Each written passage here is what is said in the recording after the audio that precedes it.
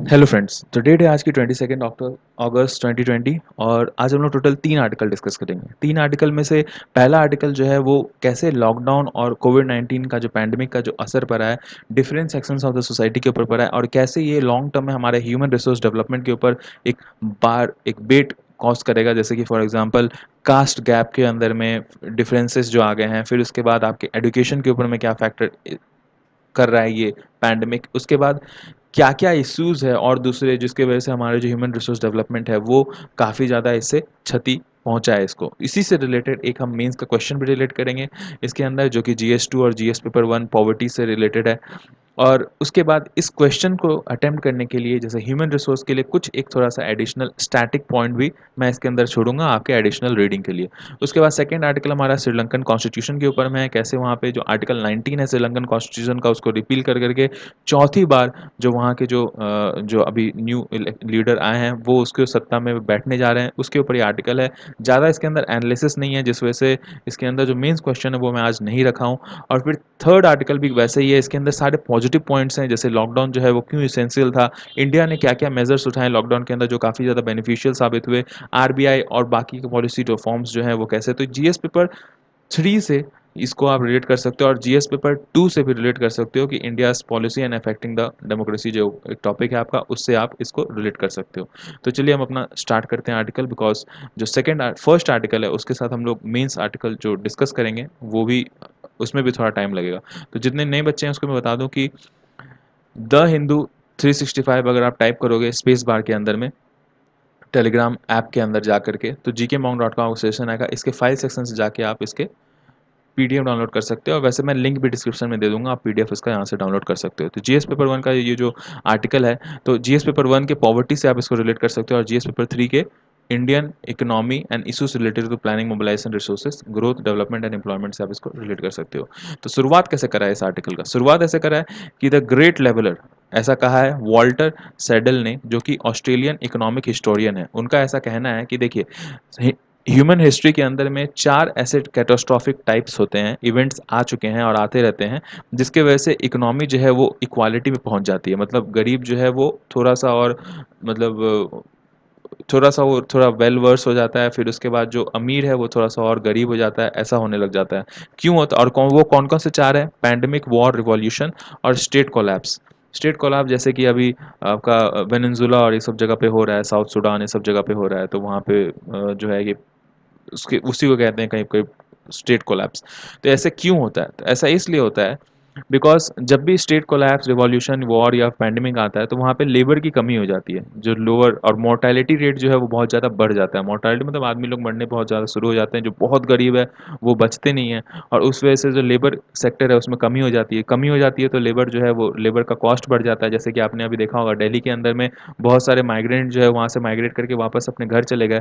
तो वहाँ के जो लोकल लेबरर्स थे जो वहीं रहते थे, मतलब हो सकता है वो बाहर के होंगे लेकिन वो वहीं पे घर बनाकर रहते थे, तो वो ऑटोमेटिक अपना जो चार्जेस है वो डबल कर दिए। बिकॉज़ अब कंस्ट्रक्शन वर्क जो है वो 20 मार्च से 20 अप्रैल से शुरू हो चुका था लॉकडाउन के बाद। लेकिन जब फिर कंस्ट्रक्शन के लिए जब ठेकेदार लोग जब रोड पे गए, लेबर चौक पे गए वहाँ से लेबर उठाने के लिए, तो उनका जो चार्जेस था, लेबर भी बिकॉज़ बहुत कम थे तो उनका चार्जेस था वो करीब-करीब डबल वो चार्ज करना शुरू कर दिए थे। तो ऑटोमेटिक ये एक सिस्टम है जो होने लग जाता है सोसाइटी के अंदर में। तो उसकी वजह से जो थोड़ा-सा मार्जिनाइज़्ड सेक्शन है वो कहीं न कहीं थोड़ा बहुत इससे लाभ उठाने लग जाता है। तो इक्वालिटी की तरफ ये एक थोड़ा छोटा बहुत कदम उठना शुरू हो जाता है। ये उनका एक थ्योरी का एक थोड़ा-सा मतदान। अब ये चीज़ इंडिया के अंदर कैसे रूप लेता है, अब उस चीज़ को जानने के लिए हमें थोड़ा-सा इंतज़ार करना पड़ेगा, ऐसा राइटर कहते हैं। अब ये लेवलर एक साबित होता है कि नहीं होता है, वो चीज़ हमें बाद में बताएगा। लेकिन आपको ये चीज़ तो मतलब मानना पड़ेगा कि इसके वजह से जो लॉकडाउन है, उसके वजह से वाइड स्प्रेड जॉब लॉसेस हुआ है, इकोनॉमिक हार्डशिप झेलना पड़ा है बहुत सारे तबके के सोसाइटी के तबकों को। और उसके बाद उस उन्हीं जो स्टेक होल्डर्स हैं हमारी सोसाइटी के अंदर में, उनको इनकम और ऑक्यूपेशन का काफ़ी ज़्यादा लॉसेस झेलना पड़ा है। क्यों ऐसा हुआ है? बिकॉज़ जितने भी मार्जिनलाइज़्ड सेक्शन हैं, उनको सबसे ज़्यादा इसके ऊपर रिस्क हुआ है हमारे इंडिया के अंदर। बिकॉज़ ऐसा तो हमारे पास कोई रिपोर्ट नहीं है कि हम ये तय कर सकें कि कितने आदमी लोग की जान गई है इस पैंडेमिक की वजह से, और वो कौन-कौन से कास्ट के से रिलेट करते हैं। जैसा कि आपका वेस्टर्न सोसाइटी में ऐसा हुआ कि ऐसा देखा गया कि 100,000 लोगों में से 92 से 94% जो है वो मार्जिनलाइज्ड सेक्शन से थे। जैसे कि जो ब्लैक अमेरिकन और ऐसे लोग थे, वो लोग ज़्यादातर 92 लोग मरते थे, और उसी से रिलेट अगर कंपैरिज़न में देखो तो व्हाइट लोग जो थे वो सिर्फ़ 45 लोग मरते थे 100,000 पीपल के अंदर में, और 35 लोग मरते थे। अगर कोई एशियन है वो सिर्फ 35 ही एशियन जो है वो मरता था 100,000 इंडिविजुअल्स के अंतर्गत। तो आप देखिए कितना बिल्कुल डबल से थोड़ा ज़्यादा है, ढाई गुना ज़्यादा मार्जिनलाइज सेक्शन वेस्टर्न कंट्रीज़ में ज़्यादा इफेक्टेड थे, बिकॉज वो लोग बहुत ज़्यादा गरीब थे, तो उसकी वजह से वो चीज़ बढ़। लेकिन इंडिया में ऐसा मोर्टैलिटी का हमारे पास कोई एक रिपोर्ट नहीं है, तो हम मोर्टैलिटी के बारे में तो नहीं इसमें टिप्पणी कर सकते हैं। लेकिन हाँ, दूसरे जो एस्पेक्ट्स हैं ह्यूमन रिसोर्स के, उसके ऊपर डिपेंड मतलब हम टिप्पणी कर सकते हैं। जैसे दूसरा एस्पेक्ट क्या क्या हो जाता है, एजुकेशन हो गया। ह्यूमन रिसोर्स का मतलब क्या होता है, पहले आप थोड़ा सा ये जान लीजिए मन में, ये आर्टिकल में तो नहीं लिखा हुआ है, लेकिन आपको एक आइडिया होना चाहिए। जैसे क्लास 9 इकोनॉमिक्स अगर आपने पढ़ा होगा, तो शायद चैप्टर 1 या चैप्टर 2 में ही उसमें लिखा हुआ है ह्यूमन रिसोर्स के बारे में। क्या होता है ह्यूमन रिसोर्स, जितने भी जो रिसोर्सेज, अगर ह्यूमन जैसे एज अ ह्यूमन आप एक ह्यूमन है, तो आपको बचपन से आपके पेरेंट्स ने पढ़ाया है, लिखाया है, आपको इस मतलब एडुकेटेड बनाया, ग्रेजुएट करवाया, तो आप आगे चल करके आप अर्न करोगे।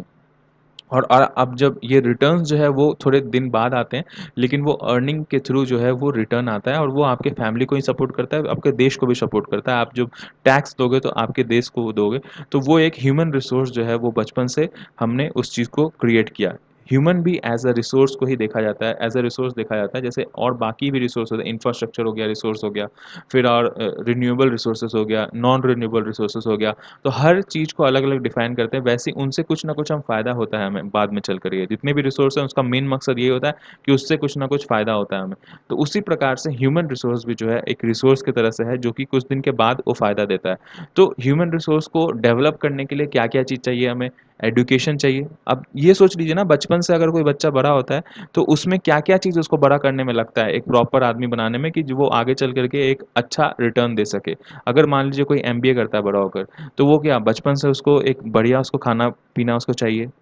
दूसरा, तो एक तो हो गया कि न्यूट्रिशन चाहिए, दूसरा उसको क्या चाहिए, दूसरा उसको एजुकेशन चाहिए, तीसरा क्या चाहिए, तीसरा उसको इंफ्रास्ट्रक्चर, घर में रहने का, एजुकेशन प्राप्त करने का, और भी अलग तरीके से उसको सर्वाइव करवाने के जो नेसेसरी जो हाउसिंग और ये सब जगह चीज़ें हैं, वो सब चाहिए उसको।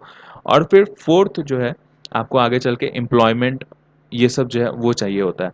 अब इसके बाद कुछ-कुछ सोसाइटी के जो नॉर्म्स हैं, जैसे कि पैरेंटल एजुकेशन कितना है उसके घर में उसको देख-रेख कैसा हुआ हो रहा है, ये सब जो है उसका मैच्योरिटी लेवल ग्रो करता है, तो वो भी आपके ह्यूमन रिसोर्स डेवलपमेंट में ही आगे चल कर के काम आता है। उसके ऊपर में ये जो 3, 4, 5 इश्यू मैंने आपको बताया, उसी के ऊपर में मेनली इस आर्टिकल के ऊपर डिस्कस करा हुआ है। जैसे फॉर एग्ज़ाम्पल, अभी मोर्टालिटी के बारे में तो हमें पता नहीं है, लेकिन इंडिया के अंदर में ये चीज़ हमें पता है कि लो वेज अर्नर जो वर्कर्स हैं और एजुकेटेड वर्कर जो हैं, उसके बीच में जो एम्प्लॉयमेंट गैप आया है, वो बहुत ज़्यादा बढ़ गया है। फॉर एग्ज़ाम्पल, जो पहला 20 अप्रैल के टाइम पे, मतलब अप्रैल के टाइम पे जो जॉब लॉसेस हुआ था, वो ऐसा देखा गया इंडिया के अंदर में कि जो एजुकेटेड सेक्शन था, उसके अंदर जॉब लॉसेस थोड़ा-सा कम हुआ, विथ रिस्पेक्ट टू जो नॉन एजुकेटेड सेक्टर था, उसके अंदर जो जॉब लॉसेस था, वो बहुत ज़्यादा हुआ। इसका एक कारण ये भी था कि बहुत सारे माइग्रेंट जो है वो छोड़ के अपने घर चले गए, तो जिस वजह से वहाँ पे जॉब जो है, उनका वहाँ पे जॉब लॉस माना गया। लेकिन जो एजुकेटेड लोग थे, जिनका वहाँ पे घर रहने का जगह था, उनकी फैमिली वहाँ रहती थी, हमने ऐसा पहले भी एडिटोरियल में डिस्कस किया है, जिसमें जेएनयू के एक प्रोफेसर ने वहाँ पे लिखा था कि अगर जितने भी लोग वहाँ से पलायन कर रहे हैं, कोई भी बाहर जा रहा है, तो वो इस वजह से जा रहा है बिकॉज़ उनकी फैमिली वहाँ पे नहीं है। जिनकी फैमिली वहाँ पे थी, वो वहीं पे रहते हैं। मोस्टली जो माइग्रेंट्स होते हैं, उनके पास उतने पैसे नहीं होते हैं कि वो अपनी फैमिली को सर्वाइव करवा सकें मेट्रो टाउन्स में, जिस वजह से वो लोगों को बाहर जाना पड़ा। और लेकिन बहुत सारे लेबर वहाँ रह गए जस्ट बिकॉज़ उनकी फैमिली भी वहाँ पे रह रही थी। तो जिस वजह से आप ये देखिए कि फैमिली का एक जो कंसर्न होता है, वो बहुत ज़्यादा होता है, और उस वजह से यहाँ पे जितने भी हाउसहोल्ड के अंदर में हमने सर्वे करवाया था, जैसे पहले एक सर्वे हुआ था, centre for monitoring Indian economy CMIE, उनका ऐसा कहना था कि हाउसहोल्ड के अंदर में उन्होंने करीब-करीब 1,74,405 हाउसहोल्ड का उन्होंने सर्वे किया, जिसमें करीब-करीब 10,900 हाउसहोल्ड पर वीक और 43,600 पर मंथ उन्होंने सर्वे रखा था, जिसके अंदर साल में 3 बार वो लोग जाते थे सर्वे का विश्लेषण लेने के लिए, वहाँ का जो डाटा है उसको कलेक्ट करने के लिए। और टोटल हमारे पास कितने हैं, 3, 5, 6, 6 जो डाटा है, 6 सर्वे का हमारे पास डाटा अवेलेबल है। उसके ऊपर में हमने देखा कि जो proportion of employed upper class जो ड्रॉप हुआ है, एम्प्लॉयमेंट जो ड्रॉप हुआ है अपर क्लास में, वो 39% से 32% हुआ है बिटवीन दिसंबर 2019 से अप्रैल 2020 तक। और 7% देखिए, इसका मतलब टोटल इसमें परसेंटेज जो है एम्प्लॉयमेंट लॉस हुआ। उसके बाद शेड्यूल कास्ट के अंदर 44% से 22% पे आ गए वो लोग, मतलब 20% जो है वो लॉस हुआ है। मतलब इसके 7% से करीब करीब 3%, 3 गुना ज़्यादा, मतलब 21% होना था लेकिन सिर्फ 1% कम है। उसके बाद इंटरमीडिएट कास्ट 42% से 34% उनका ड्रॉप हो गया, मतलब अब 34% जो है वहाँ पे एम्प्लॉयमेंट। तो हम ये चीज़ देख सकते हैं कि जैसे बैकवर्ड क्लास, शेड्यूल ट्राइब और शेड्यूल कास्ट, ये जो 3 है, इसके अंदर सबसे ज़्यादा जो है जॉब लॉसेस का मैग्नीट्यूड फाइंड किया गया। क्यों ऐसा फाइंड किया गया? बिकॉज़ अपर क्लास के अंदर में जो एजुकेशन का जो मात्रा है, जो पेरेंट्स जो हैं वो ज़्यादा एजुकेटेड होते हैं। जब पेरेंट्स ज़्यादा एजुकेटेड होते हैं तो उसके 2 फ़ायदे होते हैं। पहला ये, अगर वुमेन जो है एजुकेटेड है तो वुमेन को ऐसा कहा जाता है कि women is the first teacher of any child. तो वो चाइल्ड के ऊपर अच्छा देख-रेख कर सकती है। और भी बहुत सारे, हमने कल के एडिटोरियल में बहुत अच्छा इसको होलिस्टिकली कवर करा था कि अगर वुमेन एजुकेटेड होती है तो क्या-क्या उसके फ़ायदे होते हैं। तो वो सबसे बड़ा ये फ़ायदा है कि वो अपनी फैमिली के ऊपर देख-रेख कर सकती है। अपने उसके जैसे अभी लॉकडाउन के टाइम पे जो चाइल्ड है वो घर में अगर रह के पढ़ रहा है तो वो उसके ऊपर ध्यान दे सकती है। और मेन अगर एजुकेटेड होता है तो वो अपने घर के लिए बढ़िया ब्रेड एंड बटर लेकर के आता है। तो उसके पास एम्प्लॉयमेंट की प्रॉब्लम नहीं होती है और वो एक स्टेबिलिटी प्रोवाइड कराता है घर के अंदर में। तो इस वजह से एजुकेशन की जो एक महत्व है वो काफ़ी ज़्यादा बढ़ जाता है, जो कि हम देखते हैं कि जो अपर क्लास है हमारे देश के अंदर में, वहाँ पे जो एजुकेशन है पेरेंट्स का वो काफ़ी बढ़िया है विथ रिस्पेक्ट टू या फिर कंपैरिजन में जो लोअर क्लास, इंटरमीडिएट या फिर एसटी-एससी है उनके कंपैरिजन में। तो ऐसा हम कैसे कह सकते हैं? तो ऐसा हम हवा में नहीं कह रहे, हम ऐसा एक रिपोर्ट के ऊपर बात कर रहे हैं। इंडियन ह्यूमन डेवलपमेंट सर्वे जो हुआ था 2011-12, उसके रिपोर्ट के अनुसार 51% of the schedule caste households के जो वुमेन है वो इलिटरेट है, जिसको 0% मतलब समझिए कि आप 0 ईयर्स ऑफ एजुकेशन वो रिसीव कर की हैं। और 27% ऑफ इलिटरेट अडल्ट मैन है, वो भी शेड्यूल कास्ट हाउसहोल्ड से ही रिलेट करते हैं। उसके बाद यही चीज़ सेम अगर अपर कास्ट हाउसहोल्ड के ऊपर आप देखो तो वहाँ पे सिर्फ 11% वुमेन मिलेंगी जो कि कभी भी स्कूल नहीं गई हैं, और 24% मेन मिलेंगे जो कि कभी भी स्कूल नहीं गए हैं या फिर बिल्कुल भी वो स्कूल का एक 0 ईयर जो है वहाँ पे है। तो इस वजह से जो मटेरियल कंडीशन डिफरेंस है वो हमने डिस्कस करा कि आ ही जाता है। और यहाँ पे एक और चीज़ है कि less than 12 years of education जिसका भी है, उनके पास ज़्यादा जो है कि फ्लक्चुएशन ऑफ जॉब लॉसेस जो है वो ज़्यादा देखा गया हम लोग के पास। वो लोग ज़्यादा दिन तक बेकार ही रहे। अब उसके वजह से आप देखिए कि अब इंटरनेट भी जो है, अब मटेरियल कंडीशंस उनके घर में ठीक नहीं है तो इंटरनेट कनेक्शंस भी जो है उतने बढ़िया नहीं होते हैं। जिस वजह से जो दलित और आदिवासी फैमिलीज़ हैं, उनको एक्सेस ऑफ ऑनलाइन एजुकेशन बहुत ही दुर्लभ ही मिल पाता है। और उस वजह से जो सरकार की जितनी नीतियाँ हैं कि एजुकेशन डिजिटली उनको पढ़ाई-लिखाई करवा सकें, वो चीज़ उतनी बढ़िया तरीके से ग्राउंड लेवल पे उतर नहीं पा रहा है। बिकॉज़ 20% ऑफ अपर क्लास और 10% ऑफ शेड्यूल क्लास जो हाउसहोल्ड जो है, वही लोग उनको बढ़िया तरीके से उनको इंटरनेट प्रोवाइड हो पा रहा है। और बैंक सेविंग्स भी जो है वो 49% ऑफ शेड्यूल कास्ट लोगों के पास हो पाता है, लेकिन 62% ऑफ अपर क्लास हाउसहोल्ड जो है उनका बैंक सेविंग हो पाता है, जिस वजह से वो आगे की काम भी जो है, अगर मान लीजिए उनके यहाँ अनएम्प्लॉयमेंट आ गया है फिलहाल, तो आगे का काम वो बढ़िया तरीके से चला सकते हैं। तो कंक्लूज़न में क्या कहा जाता है? कंक्लूज़न में ये कहा जाता है कि देखिए, डिफरेंसेस अगर है, एसेस इन इंफॉर्मेशन टेक्नोलॉजी, अगर इंटरनेट और ये सब सारा कुछ इंफॉर्मेशन की कमी अगर है किसी भी सोसाइटी के किसी भी स्टेक होल्डर के पास में, तो आगे चल कर के आपके जो इन्वेस्टमेंट अगर आप करोगे ऑनलाइन एजुकेशन के ऊपर, तो वो उसने बढ़िया तरीके से उनको शेप नहीं कर पाएगी। और जिस वजह से स्कूल अगर क्लोज रहे बहुत ज़्यादा दिन तक, तो सबसे बड़ा जो अगर इफेक्ट पड़ेगा वो उन सेक्टर्स, उन मार्जिनल सोसाइटी के स्टेक होल्डर्स के ऊपर पड़ेगा।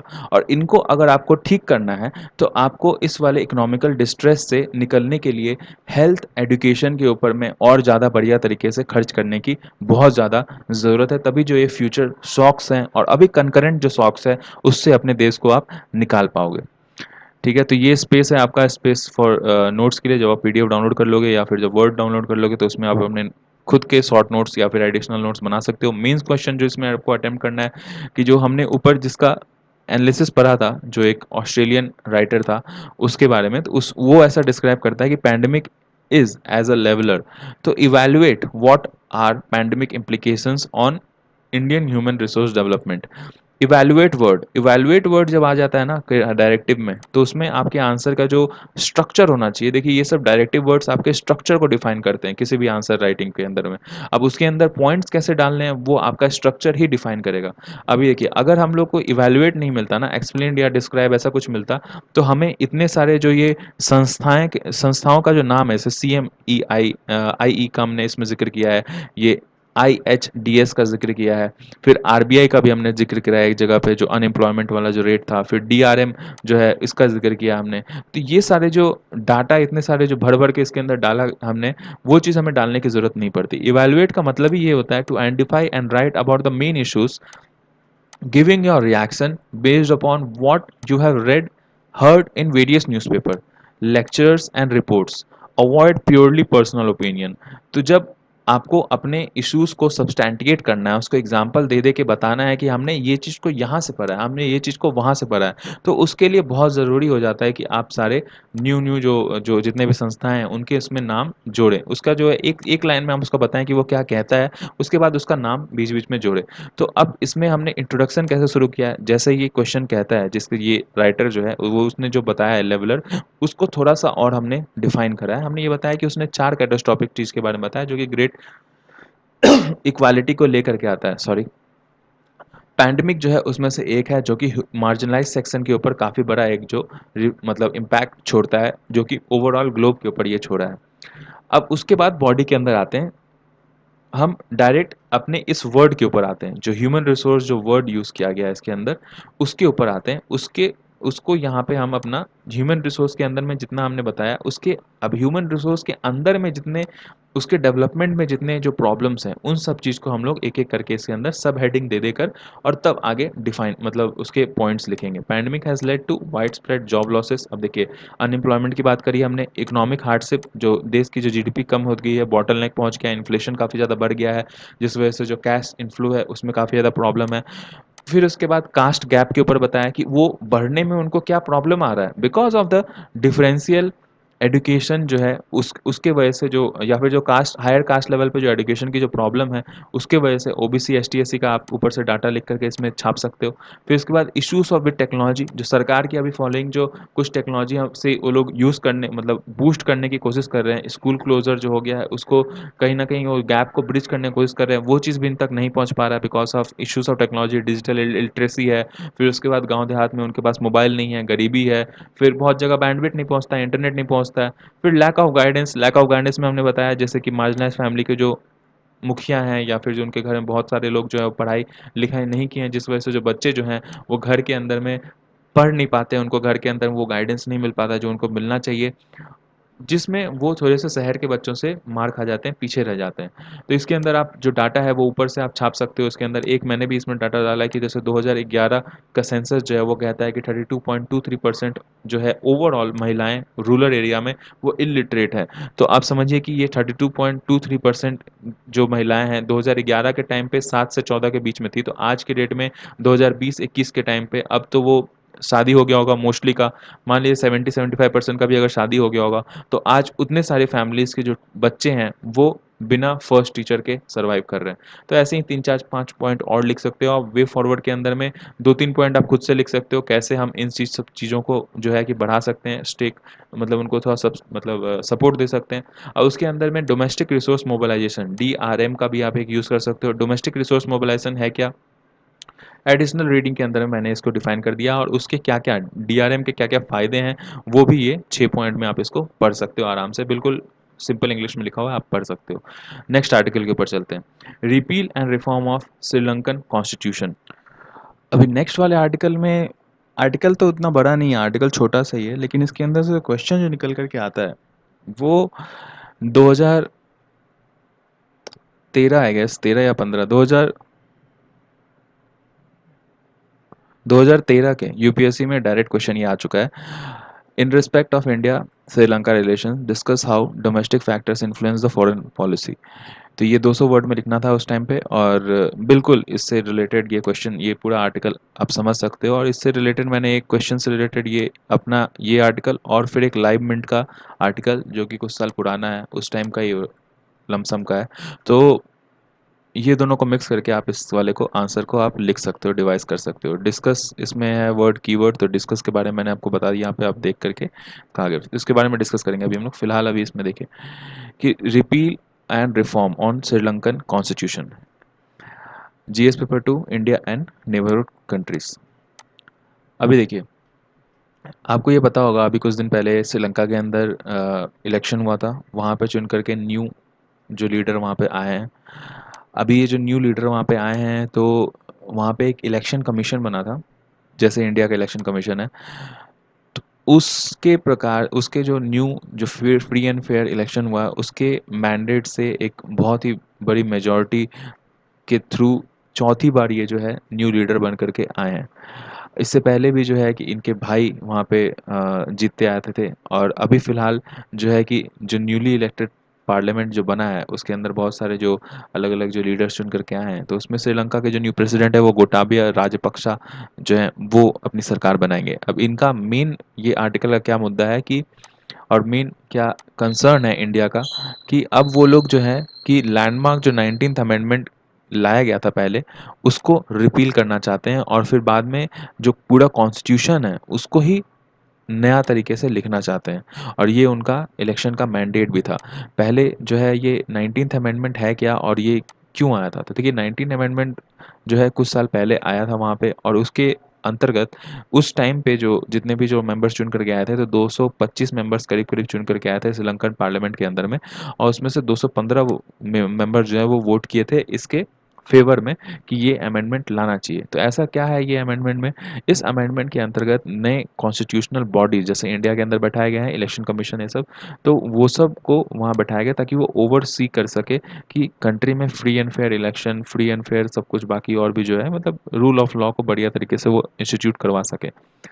और उसके बाद उन्होंने एक और चीज़ किया था कि जो प्रेसिडेंट जो भी बनेगा उसके देश के अंदर में, श्रीलंका के अंदर में, वो अपने मर्जी से वो पूरे पार्लियामेंट को डिसॉल्व ना करवा सके।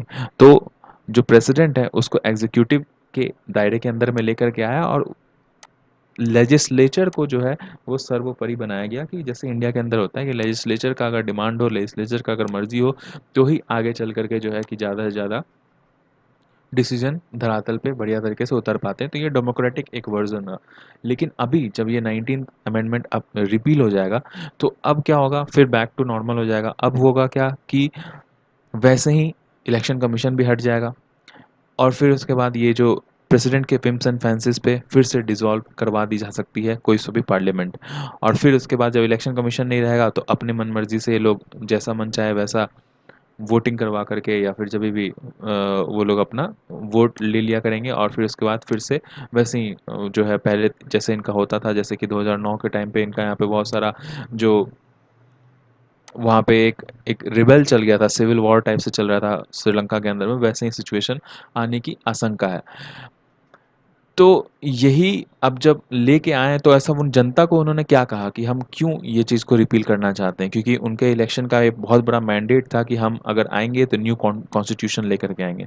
तो ऐसे देखिए ये चीज़ आर्टिकल मैंने लिखा है, लेकिन वैसे खबरें थी दूसरे न्यूज़पेपर में कि उनका ये कहना था कि इंडिया के अंदर में भी जो है वो हमारी जैसा सिस्टम है जो हमारे देश के अंदर में आया है, और पुराना जो हमारा जो लीडर थे वो थोड़े प्रो इंडियन माने जाते हैं। तो वो कहीं न कहीं इंडिया के ही रोल मॉडल के अंदर हम लोग को बनाना चाहते हैं, और इंडिया की आप दुर्दशा देख सकते हो वहाँ पे पॉलिसी कितना क्राइसिस है, कोई सा भी पॉलिसी लाने के लिए वहाँ पे कितना जूझना पड़ता है।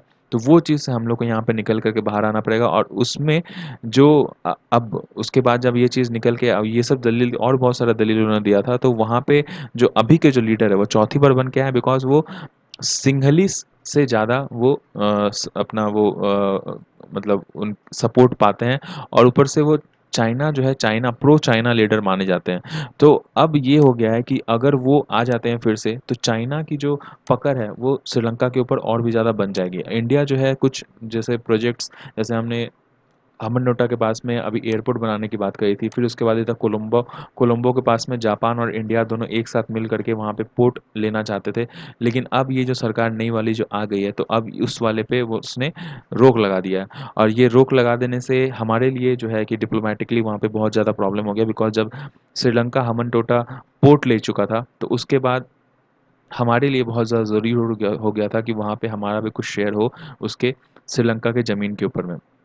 तो अब ये जो प्रो चाइनीज़ गवर्नमेंट जो अब वहाँ पे आ जाएगी, तो उससे हमारे लिए डिप्लोमेटिक वे में काफ़ी ज़्यादा प्रॉब्लम हो जाएगा। तो आप देख सकते हो कैसे डोमेस्टिक जो अंदर वहाँ पे रिजीम आती है, डोमेस्टिक जो वहाँ पे कैसे कार्यकल्प होता है, तो उससे इंटरनेशनल रिलेशन जियोपॉलिटिक्स जो है आपका इंडियन ओशन में हमारे पकड़, फिर चाइना का उसके ऊपर पकड़ श्रीलंका देश के ऊपर, और हमारा और श्रीलंका का रिलेशनशिप कितना ज़्यादा ट्रेजेडी के अंदर पहुंच जाता है।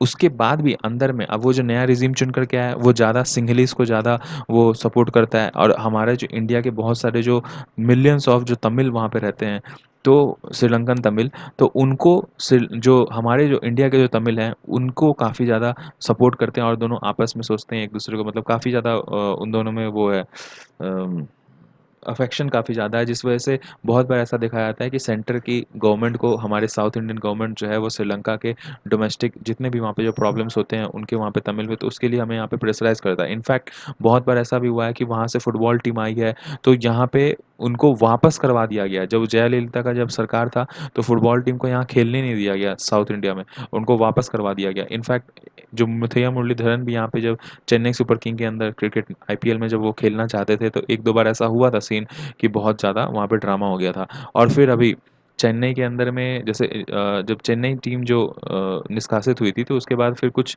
जो पुणे राइजिंग पुणे जो एक न्यू जो टीम बन के आया था, उसके अंदर कुछ श्रीलंकन जब टीममेट्स थे, तो उनको वहाँ पे चेन्नई और ये सब तमिलनाडु ये सब जगह पे उनको खेलने भी नहीं दिया जाता था। तो ये बहुत ज़्यादा एक बहुत मतलब डोमेस्टिक जो भी चीज़ होता है उससे इंटरनेशनल रिलेशनशिप तो आपके इफ़ेक्ट होते ही है। और जिस वजह से ये जो क्वेश्चन है जो 2013 के अंदर आया था यूपीएससी का, बहुत ही ज़बरदस्त क्वेश्चन था। और इसके ऊपर मैं चाहता हूँ, मैं इसके अंदर आपको सोर्स बता दिया, ये लाइव मिनट का है। और ये इस वाले में जो हम लोग का जो द हिंदू काम ने ये चीज़ आर्टिकल डिस्कस करा है, इसके अंदर में भी हमको बहुत सारे फॉर्डर पॉइंट्स मिल जाएंगे। तो डिस्कस का मतलब क्या होता है? डिस्कस का मतलब ये होता है कि हमें किसी भी आर्टिकल के ऊपर में जितने भी उसके फैक्टर्स हैं उन सबको इनकम्पस करके उसके बारे में डिबेट करना होता है पेपर के ऊपर में, कि क्या सही है इशू के अंदर और क्या गलत है, क्या ये इशू सही में फॉरेन पॉलिसीज़ को इफेक्ट करता है या फिर नहीं करता है। उसके ऊपर आपको पूरा स्ट्रक्चर बना करके इसमें से फॉर्डर पॉइंट उठा करके और पिछले वाले जो आर्टिकल है उससे फॉर्डर पॉइंट उठा करके आपको लिखना होगा। और इसका जो सिनॉप्सिस है वो मैं कल, संडे है, कल मैं या तो वीडियो बना करके, नहीं तो फिर साइट के ऊपर मैं टेलीग्राम के ऊपर आपको नोटिफाई कर दूंगा। नेक्स्ट आर्टिकल के ऊपर आते हैं। नेक्स्ट आर्टिकल है moving resolutely towards the post pandemic future. अभी देखिए इस वाले आर्टिकल में सब राइटर कहते हैं कि इसमें देखिए इस वाले आर्टिकल में हमने कोई क्वेश्चन नहीं रखा, बिकॉज इसमें सब सिर्फ और सिर्फ पॉजिटिव पॉइंट्स ही डिस्कस किए गए हैं। दूसरी बात ये कि जो भी कोई लोग अगर जैसे एक महीने 2 महीने तक अगर फॉलो नहीं किए हैं गवर्नमेंट स्कीम्स, तो इस वाले आर्टिकल में आपको सारे गवर्नमेंट स्कीम जो हैं रिवाइज हो जाएंगे। बिकॉज होलिस्टिकली पूरे पूरे जितने भी अभी लॉकडाउन के बाद से लेकर अभी तक जितने भी जो स्कीम्स रोल आउट किए गए हैं, इधर इन इकोनॉमी, फार्मर्स वाले एग्रीकल्चर में, या फिर और भी जो छोटे मोटे इधर मिसलिनियस जितने भी स्कीम्स हैं, उन सब का कहीं ना कहीं यहाँ पे नाम ले लिया गया है। तो आपका बहुत क्विक रिवीजन हो जाएगा। तो स्टार्ट करते हैं। जैसे राइटर क्या कहते हैं कि आत्मनिर्भर भारत जो है उसका अभी बहुत बढ़िया टाइम मिला है हम लोग को इसको इनिशिएट करने का, क्योंकि अभी फिलहाल जो इकोनॉमी हमारे इंडिया का है, वो 1930 में ग्रेट डिप्रेशन आया था, उसके बाद से अभी ऐसा हुआ है कि जब ट्रिलियन ऑफ इकोनॉमीज जो है वर्ल्ड वाइड सारे कंट्रीज़ का जो है बिल्कुल एकदम सुहा हो चुका है इस करंट पैंडमिक से निपटने के लिए। तो इसके लिए बहुत सारे कंट्रीज़ जो हैं वो कैलिब्रेटेड मेजर्स उठा रहे हैं। हमारे भारत में भी प्रधानमंत्री नरेंद्र मोदी जो हैं वो अपने लीडरशिप के अंदर में ऐसे कुछ सीरीज ऑफ डिसीजन और एक्शंस ऐसा ले रहे हैं जिसके वजह से हमें बहुत ज़्यादा फ़ायदा हुआ है। ऐसे सबसे पहले तो हमने जो इम्प्लीमेंट करवाया है लॉकडाउन का, वो बहुत ही बढ़िया टाइम पे इम्प्लीमेंट करवाया। हमारे जो आम जनता है उसको समझ में आ गया उस टाइम तक कि देखिए कैसे हम लोग को रिएक्ट करना है इस वाले पैंडमिक को लेकर, बिकॉज उस समय बहुत ज़्यादा इन्फॉर्मेशन डेफिसिट था और वर्ल्ड वाइड जो ज़्यादातर जगहों पे जो इन्फेक्शन फैला है वो इन्फॉर्मेशन के कमी पे ही फैला है। तो इसमें हम लोग जो है कि अच्छे तरीके से अपने आप को तैयार कर पाए, हमारी जनता जो है अपने आप को तैयार कर पाई, और इस वजह से जो इतनी बड़ी जो हमारी जनसंख्या है थोड़ा बहुत बढ़ गया, लेकिन बहुत हद तक हमने इसको कंट्रोल कर लिया। फिर उसके बाद आगे ये भी कहते हैं कि अगर हम लोग जो है नेशन वाइड लॉकडाउन अगर नहीं हम लोग टाइम पे लगाते, तो ये जो डिज़ीज़ है उसके इतनी ज़्यादा फैटिलिटीज़ हो जाती है हमारे अंदर, हमारे यहाँ देश के अंदर में, कि बिकॉज़ उस समय तक हमारे पास उतनी जो सक्षमता है, मतलब इंफ्रास्ट्रक्चर है मेडिकल पे, वो भी उतनी बढ़िया नहीं थी। हमारे पास पीपीई किट नहीं था, हमारे पास टेस्टिंग फैसिलिटीज़ नहीं थी, हमारे पास बहुत सारे मास्क नहीं थे। हम सोशल डिस्टेंसिंग के बारे में सुने तो थे लेकिन समझते नहीं थे। तो ये जो एक तरह से जो कैंपेन चलाया गया, आपका फ़ोन के कॉलर ट्यून में लगाया गया, फिर उसके बाद DD one, national, star plus, सब जगह दिखाया गया। डब्ल्यूएचओ ने और यूनेस्को ने बहुत अच्छा अपना हेल्प किया है इंडिया को। तो इसके प्रति अब ऐसा हो गया है कि इंडिया के अंदर में बहुत सारे हॉस्पिटल बेड्स हैं, इंटेंसिव केयर यूनिट्स है, वेंटिलेटर्स है, हॉस्पिटल साइकिल सिलेंडर्स हैं हॉस्पिटल के अंदर अवेलेबल पर्याप्त मात्रा में हर एक जगह। फिर पर्सनल प्रोटेक्टिव इक्विपमेंट किट्स जो है वो हम लोग अब मैन्युफैक्चर करने लग गए हैं। यहाँ एग्जांपल में रांची में एक डीसी हैं, उन्होंने जो अनएम्प्लॉयड लोग थे उनको उठा करके एक न्यू इंडस्ट्री बना दिया। पीपीई किट वहाँ पे मैन्युफैक्चर की जाती है और 2000 और उससे भी शायद कम में जो है पीपीई किट उनको बेचा जा रहा है गवर्नमेंट सरकार के अलग अलग जगहों पे। फिर आपके जितने फ्रंट फुट में जो वॉरियर्स हैं उन सबको दिया जा रहा है, बहुत सारों को फ्री में भी दिया जा रहा है, बहुत सारे एनजीओज वहाँ से ले करके और अलग जगह पे फ्री में बांट रहे हैं। तो ये सब जो है हमें तभी हमारे पास इतना हम सशक्त और हमारे रेडी हो पाए जब हम लोग को लॉकडाउन में थोड़ा बहुत टाइम मिल पाया। फिर कोविड केयर क्वारंटाइन सेंटर जो है वो अलग अलग जगह पे बनाया गया। हम लोग यहाँ तक कि रेलवे बोगीज को भी क्वारंटाइन सेंटर्स में तब्दील कर पाए, यही सब लॉकडाउन के टाइम पे। फिर टेस्टिंग कैपेसिटी जो है पहले फ्रॉम फ्यू थाउजेंड से लेके अब 1 मिलियन, 10 लाख, 1 1 लाख एक दिन में जो है कि हम लोग कर पा रहे हैं एक टेस्टिंग। फिर उसके बाद 80 to 90% डिस्ट्रिक्ट जो है वहाँ पे टेस्टिंग लैब बैठाए गए, पहले बहुत कम टेस्टिंग लैब्स थे। फिर एक्स्ट्रा ऑर्डिनरी मेडिकल एडवांसेस किया गया, जैसे कि अब बहुत सारी जगह पे अलग सॉरी बहुत सारी जगह पे जो ड्रग्स हैं उनको किस कहाँ पे कैसे प्रोवाइड करवाना है, उनको कैसे रीच करवाना है, वो सब का हमने इनोवेटिव सॉल्यूशंस निकाला है। और फाइनल स्टेज टेस्टिंग के पास अब बहुत सारे जो पेशेंट्स हैं जो कि वैक्सीन, मतलब जो कैंडिडेट है जो वैक्सीन बना रहे हैं, और जो पेशेंट्स हैं जिनको ठीक होना है इस वाले से, वो बिल्कुल फाइनल स्टेज में पहुंच चुके हैं दोनों ही। वैक्सीन भी जो है फाइनल स्टेज पे है इंडिया की तरफ से, बिकॉज इंडिया के जो पुणे वाली जो एक सीरम मैन्युफैक्चरिंग कंपनी है, वो ऑक्सफोर्ड के वैक्सीन मैन्युफैक्चरर जो टीम है उसको इधर से स्पॉन्सर कर रही है, और भी एक हैदराबाद की जो टीम है वो भी एक दूसरे कंपनी को स्पॉन्सर कर रही है। फिर इंडिया के अंदर में भी जो है बहुत सारे मैन्युफैक्चरिंग, मतलब इसके ऊपर रिसर्च एनालिसिस जो है वो चालू है वैक्सीन मैन्युफैक्चरिंग। तो ऑल इन ऑल जो है कि नेशनल लॉकडाउन जो है वो कहीं ना कहीं थोड़ा सक्सेसफुल साबित हुआ। इसके अलावा लाइवलीहुड के ऊपर भी इंडिया ने बहुत ज़्यादा ध्यान दिया है। लाइवलीहुड के ऊपर इंडिया ने कैसे ध्यान दिया कि बहुत जगह पे प्राइम मिनिस्टर ने जो है कि प्रधानमंत्री गरीब कल्याण योजना जो है उसको मासिव लेवल पे रिलीफ पैकेज के थ्रू उसको नीडी तक पहुंचाया। और फिर उसके बाद 80 करोड़ से ज़्यादा जो फेलो सिटीजन्स हैं उनको फ्री में राशन पहुंचाया गया, पीडीएस के through, public distribution system. Public distribution system मतलब मेरे ख्याल से आपको पता ही होगा, जो राशन सेंटर्स आपके घर के आसपास में होगा, ब्लॉक्स में होगा, उसको पब्लिक डिस्ट्रीब्यूशन सेंटर का एक पार्ट माना जाता है। वो पूरा एफसीआई से के थ्रू वहाँ तक रेगुलेट होकर आता है। इससे क्या हुआ कि जब राशन के लिए पैसे नहीं खर्च करने पड़ रहे थे, तो बहुत सारे जो गरीब जनता है उनके पॉकेट में पैसे बचे। हम पैसा मतलब डायरेक्ट में भी दिए हैं, लेकिन इससे भी कहीं ना कहीं पैसा उनके पास बचने गया। और 20 करोड़ से ज़्यादा Jan Dhan women account holders को, मतलब उनके अकाउंट्स में डायरेक्ट जो है कि बैंक अकाउंट्स में करीब करीब रुपीज़ 30.654 करोड़ जो है, 30,654 करोड़ जो है उनके अकाउंट्स में गया। और उसके बाद करीब 2.3 करोड़ जो है कंस्ट्रक्शन वर्कर्स को भी, करीब 4,313 करोड़ उनको दिया गया। फिर उसके बाद 2.8 करोड़ बेनिफिशरीज जो है जो कि national social and assistance programme के थ्रू उनको करीब करीब 2,815 करोड़ उनको दिया गया। और इसके बाद 60 to 70% ऑफ इंडियन पॉपुलेशन जो है जो कि रूरल इकोनॉमी से आती है, उनको सपोर्ट किया गया। हम लोग इस तरह के जो अलग-अलग तरीके के जो हमने डायमेंशन से हम लोग जो पॉलिसीज़ अपनाए, उसके थ्रू। तो इससे क्या हुआ कि एक्सीलेंट रबी हार्वेस्ट हो सका और जिसकी वजह से करीब-करीब 75,000 करोड़ जो रुपीज़ है, उसको फार्मर को पेमेंट दिया गया भारत सरकार के द्वारा। इसके बाद 10 करोड़ ऐसे और भी फार्मर्स थे जिनको 40,000 करोड़ इनकम सपोर्ट दिया गया पीएम किसान सम्मान निधि के द्वारा। पीएम किसान सम्मान निधि हमने पहले ही बहुत बार डिस्कस किया है। उसके अंदर क्या होता है कि 6,000 रुपये जो है पर एनम एक-एक फार्मर को मिलता है। वो कौन-कौन फार्मर होते हैं? वो टीनेज फार्मर होते हैं जिनकी जो कल्टीवेबल लैंड वो 2 हेक्टेयर तक होनी चाहिए उनकी, तभी उनको जो है डायरेक्ट बैंक अकाउंट में उनके पास पैसे इंस्टॉलमेंट के थ्रू आए जाएँगे, मतलब 5-5 सौ के इंस्टॉलमेंट में आ जाएँगे। अब इसके बाद देखिए 4,000 करोड़ हाउस होल्ड जो है उनको बेनिफिट मिल रहा है मनरेगा के थ्रू। मनरेगा का स्कीम आपको पता ही है कि मनरेगा क्या होता है। मनरेगा का ये मिनिस्ट्री याद रखने का है, ministry of rural development, government of India, ठीक है। मनरेगा के अंदर क्या होता है 100 दिन का आपको रोज़गार मिलता है। फिर उसके बाद 15 दिन के अंदर एप्लीकेशन अगर आप लगाओगे तो 15 दिन के अंदर आपको जो रोज़गार मिलना ज़रूरी है, अगर नहीं मिला तो घर बैठे पैसे देना अनिवार्य हो जाता है ब्लॉक को। और फिर उसके बाद 1/3 जो है मनरेगा में वो वुमेन एम्प्लॉयज़ होना बहुत नेसेसरी है। तो इससे क्या होता है कि जब मेन माइग्रेंट्स जो है वो बाहर जाते हैं काम करने के लिए, तो वुमेन जो घर में रहती हैं वो मनरेगा के थ्रू घर वहीं गाँव में भी काम कर लेती हैं, तो उससे कुछ ना कुछ उनका इनकम आ जाता है। तो फिक्स्ड मिनिमम वेजेस जो है वो रेट को अपर लिमिट तक बढ़ाया गया और उसके बाद वीकली डिसबर्समेंट जो है वेजेस का वो बिना डिले के उनको पहुँचाया गया फोर्टनाइट के अंतर्गत। इसके बाद फिर स्टेट लेवल पे भी बहुत सारे गवर्नमेंट ने रिलीफ पैकेजेस अनाउंस किए और बहुत सारे जो सिटीजन्स हैं उनको इससे फ़ायदा हुआ।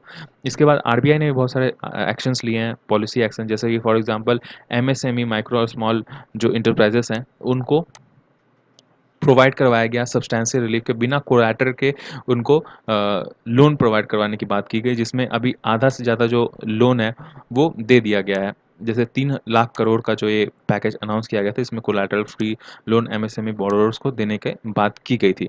इसके बाद लोन मोरेटोरियम ऑफ 6 मंथ। अब लोन मोरेटोरियम मतलब क्या होता है? इसके अंतर्गत देखिए, लोन में क्या 2 ही बातें होती हैं। एक तो आप कितने दिन में दोगे और दूसरा आप कितने इंटरेस्ट पे ये पैसे हमें वापस करोगे।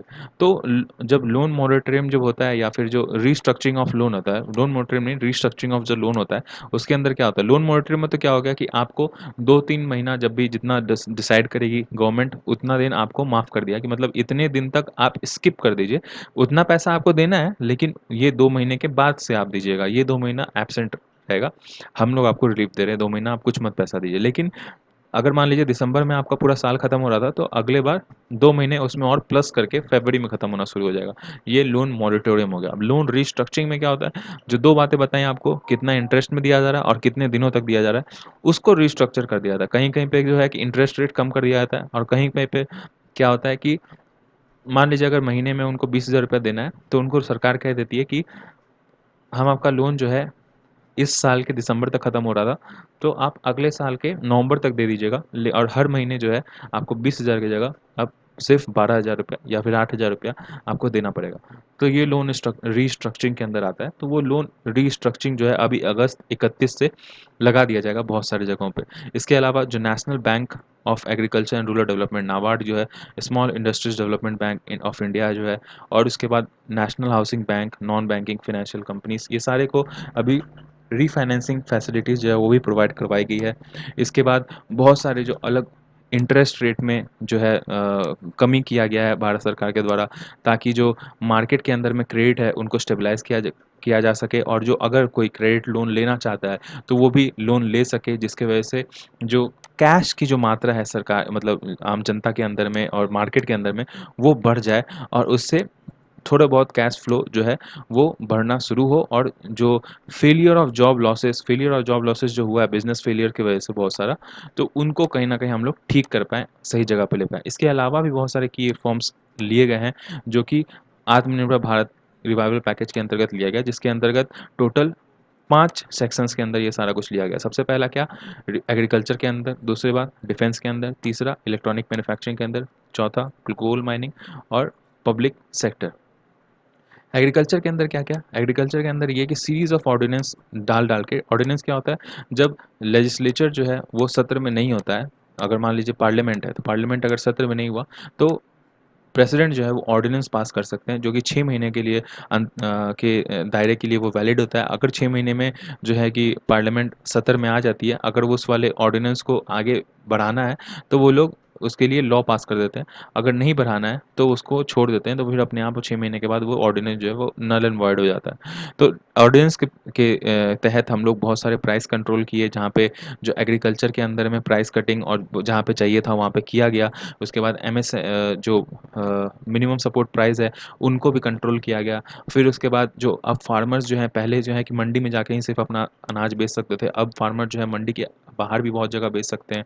जैसे कि हमने पहले भी आर्टिकल में डिस्कस किया था कि बहुत सारे जो अभी मैकडॉनल्ड्स और ये सब बिग बाजार, ये लोग जो वहाँ पे मैकडॉनल्ड्स को अपने उसके लिए चाहिए, आलू चाहिए अपने बर्गर्स के लिए। फिर उसके बाद आपके जो लेज़ हैं वो लोग भी जो है यहाँ से आलू प्रोक्योर करते हैं फार्मर्स थ्रू। फिर उसके बाद बहुत सारे जैसे दूसरे दूसरे जो मल्टीनेशनल कंपनीज़ हैं और भी बहुत सारे फूड प्रोसेसिंग कंपनीज़ हैं, मान लीजिए किसान कैचअप है, वो टमाटर उसको प्रोक्योर करना है, तो वो पहले क्या करता था कि बहुत सारे बड़े बड़े बिजनेसमैन थे उनसे प्रोक्योर करता था। वो लोग क्या करते थे, वो लोग मोस्टली जो है वो मर्चेंट्स होते थे और फिर वो जाके एएमसी मंडी से जाके वो सब सामान उठाते थे। अब क्या है कि वो मर्चेंट्स को डायरेक्टली फार्मर्स जो है वो बेच पाएंगे अपने सामान। और अगर फार्मर चाहे तो एक ग्रुप बना करके अपने एक मान लीजिए एक गांव के सारे जो टमाटर है वो किसी मर्चेंट को बेचना चाहते हैं, तो वो एक अलग लेवल पे बार्गेनिंग पावर उनके पास आएगा, जिसके थ्रू बिजनेसमैन से वो लोग मतलब डायरेक्ट संवाद कर पाएंगे और उनको थोड़ा बहुत ज़्यादा अर्निंग हो पाएगा। इसके अलावा उनका ट्रांसपोर्टेशन कॉस्ट भी बच जाएगा। अब मान लीजिए बिजनेसमैन किसी गाँव के पास गया, वहाँ से जाके उनको बात कर रहा है, तो वो गाँव में बिजनेसमैन खुद अपना जो सामान ट्रक भेज करके और वहाँ से सामान उठा पाएगा, सॉरी। तो उससे क्या होगा कि उनका जो ट्रांसपोर्टेशन कॉस्ट बचेगा, थोड़ा बहुत उनका लाभ जो है वो बढ़ जाएगा। इसके अलावा किसान क्रेडिट कार्ड दिया गया, किसको? इसको फिशरमैन, डेयरी फार्मर्स और एग्रीकल्चरिस्ट को, जो और दूसरे एग्रीकल्चर फैसिलिटीज़ में अवेलेबल है। इसके बाद रूरल इंफ्रास्ट्रक्चर बढ़ाने के लिए 1 लाख करोड़ का जो है फंड जारी किया गया, जिसके अंदर स्टोरेज डिपोट बनाया जाएगा। फिर रिफ्रिजरेटिंग वेयर हाउसिंग, जैसे क्या होता है कि हमारे देश में हार्वेस्ट तो हो जाता है लेकिन उनको स्टोर करके रखने का फैसिलिटी नहीं होता है, जिस वजह से औने पौने दाम में सब्जियों को और फिर बहुत सारे दूसरे हार्वेस्टिंग चीज़ों को उनको एफसीआई को या फिर जो है मंडी के अंदर फार्मर्स को बेचना पड़ता है। अगर हम लोग जैसे स्टोरेज हाउसेस अगर सही ढंग से बन जाता है सरकार की तरफ से, तो अगर उसमें बहुत कम मिनिमम अगर रेट लगा करके और उसके अंदर रखने की फैसिलिटी फार्मर्स को अवेलेबल हो जाती है, तो इससे बहुत ज़्यादा उनको जो है कि लॉन्ग टर्म के लिए फ़ायदा होगा। और उनको मतलब लॉन्ग टर्म के लिए उनके पास इनकम गारंटी भी रहेगा। मान लीजिए अगर पैसे की कमी है घर में, तो वहाँ से सामान निकाल करके और बेच दिया मार्केट में, तो पैसे आ जाएंगे। इसके बाद एनिमल हस्बेंड्री, मतलब जो पशुपालन करते हैं उनके लिए भी 15,000 करोड़ भारत सरकार की तरफ से सैंक्शन किया गया है, जो लोग अलग अलग पॉलिसीज़ के थ्रू अवेल कर सकते हैं। डिफेंस प्रोडक्शन में भी अब हम लोग 101 अलग अलग डिफेंस इंडिजीनियस आइटम जो है वो इंडिजीनियस ही यूज़ करेंगे। मतलब अब जो देश में स्वदेशी बना होगा सिर्फ वही हम लोग यूज़ करेंगे डिफेंस में। 101 ऐसे आइटम डिक्लेयर किए हैं। इससे क्या होगा कि 4 लाख करोड़ रेवेन्यू जो है वो हर साल देश के अंदर ही रहेगा और इससे 74% से ज़्यादा लोग जो हैं वो लाभान्वित मतलब होंगे। सॉरी, 74% से ज़्यादा जो एफडीआई जो है इंडिया के अंदर में डिफेंस प्रोडक्शन के अंदर में अब आ पाएगा बाहर से। तो इससे क्या है कि मॉडिफाई हो पाएगा हमारा डिफेंस सेक्टर। फिर कोल माइनिंग भी जो है, पहले हम लोग बाहर देश से जो है ज़्यादा मंगवाते थे कोल, अपने यहाँ पे माइनिंग थोड़ा कम करते थे। अब जो है बिकॉज ऑफ रेट कटिंग हम लोग को अब क्या है कि कोल माइनिंग हम लोग अब इंडिया के अंदर में ही अपना ही करने लग जाएंगे, तो रॉ मटेरियल हम लोग यहाँ से उठाएंगे तो बहुत सारा पैसा हम लोग का बच जाएगा। और ये जो पैसे हम लोग बाहर पे करते थे वो पैसे अपने देश के अंदर में ही सर्कुलेट होंगे, तो इससे क्या है कि एम्प्लॉयमेंट बढ़ेगी। अब देखिए कि कोल के लिए जैसे ये हमने बताया था कि तब अब आप सोचिए कि ईआईए के ऊपर इतना जो झमेला हो रहा था, तो उसको कहीं ना कहीं आप किसी आंसर के अंदर सब्सटैंटिएट कर सकते हो कि अभी नीड ऑफ द आवर ऐसा था कि हम लोग बाहर हम लोग पैसे बचाने थे, रेट कटिंग करना था, ताकि हमारा जो पैसा है वो बाहर ना जाए, हम लोग रॉ मटेरियल कहीं बाहर से ना खरीदें, हम लोग अपने ही कोल को यूज़ करें। ऐसे अलार्मिंग सिचुएशन में जब हम लोग का देश जो है बहुत ज़्यादा प्रॉब्लम में अभी फंसा हुआ है, बिकॉज जो पैसे हैं वो बहुत ज़्यादा कम है, बहुत सोशल इंफ्रास्ट्रक्चर को बढ़ाने के लिए हम लोग को खर्च करने पड़े कोविड-19 की वजह से। तो अभी ये स्टेप जो है वो काफ़ी ठीक-ठाक सा था। इसके बाद पब्लिक सेक्टर एंटरप्राइजेस के अंदर में क्या हुआ कि बहुत सारे ड्राफ्ट बना करके जो नॉन स्ट्रैटेजिक सेक्टर्स थे उसके अंदर से डिसइन्वेस्टमेंट किया गया। डिसइन्वेस्टमेंट मतलब क्या हुआ कि जैसे गवर्नमेंट के जो शेयर्स थे उसको थोड़े से मार्केट में बेचे गए, जो कि अब प्राइवेट ओनर्स भी जो है वो खरीद सकते हैं। मान लीजिए अगर गवर्नमेंट अगर 80% किसी कंपनी का शेयर रखती है, तो उसमें से मान लीजिए 30% वो बेच दी, तो फिर उसके बाद फिर भी उसके पास 50% तो है ही और 20% और किसी के पास पहले से था। फिर इसके बाद स्मार्टफ़ोन, इलेक्ट्रॉनिक सेक्टर में क्या हुआ, स्मार्टफ़ोन की सेक्टर में अब बहुत सारी कंपनीज़ जैसे सैमसंग जो है वो नोएडा में अब लगा चुका है अपना हब, वैसे ही और दूसरे जो कंपनीज़ हैं, वो भी इंडिया के अंदर आ रहे हैं और अब कुछ ही साल के अंदर में इंडिया जो है वर्ल्ड के टॉप मोस्ट मोबाइल मैन्युफैक्चरर के में नाम उन इंडिया का भी आएगा।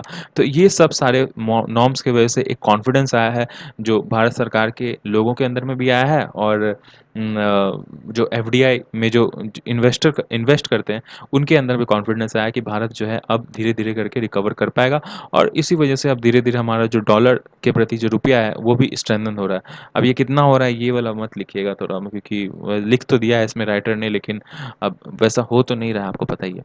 तो ये वाला लाइन थोड़ा-सा अवॉइड कीजिएगा, बाकी सारे लाइन्स तो रेलेवेंट हैं थोड़े बहुत, तो वो आप लिख सकते हो। फिर उसके बाद आगे तो इसी के ऊपर में फिर जो है वो ख़त्म करते हैं कि इस सारे कॉन्फिडेंस बिल्डिंग मेजर्स से जो है कि लॉन्ग टर्म में इंडिया की जो एक एक एक रणनीति है वो काफ़ी बढ़िया हो गई है और काफ़ी पैंडेमिक से हमने बहुत अच्छे स्टेप्स उठा करके हमने लड़ाई करी है।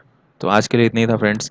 हैव अ नाइस डे और पीडीएफ डाउनलोड कर लीजिएगा, मैं लिंक दे दूंगा टेलीग्राम पे भी और इसके डिस्क्रिप्शन पे भी, आप डाउनलोड कर लीजिएगा। Have a nice day.